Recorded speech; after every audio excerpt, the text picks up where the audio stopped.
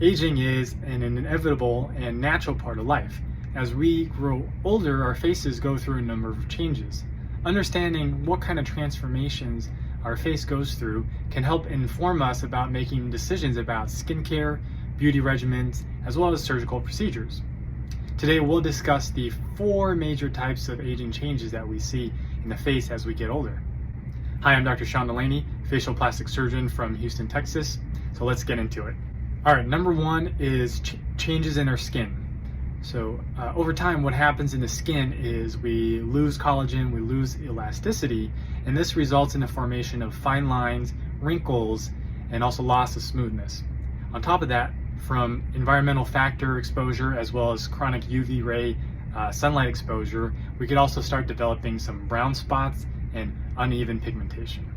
Number 2, we lose fat in our face.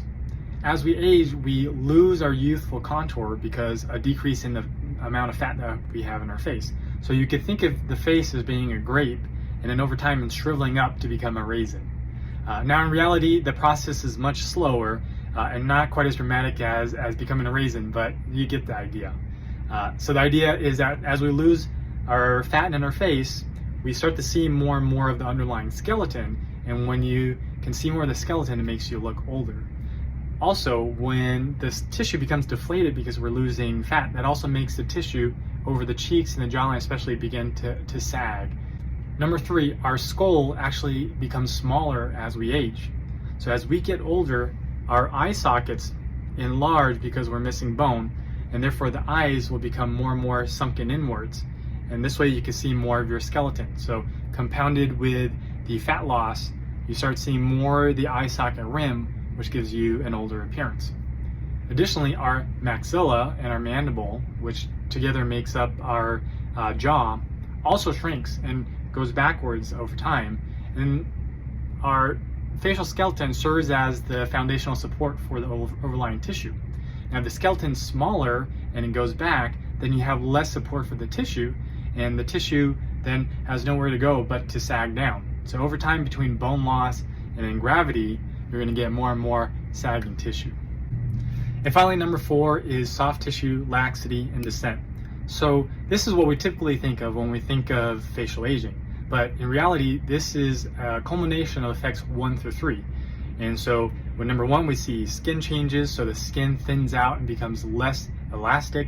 Number 2, we lose facial volume, specifically we lose fat, so the skin and tissue becomes more deflated.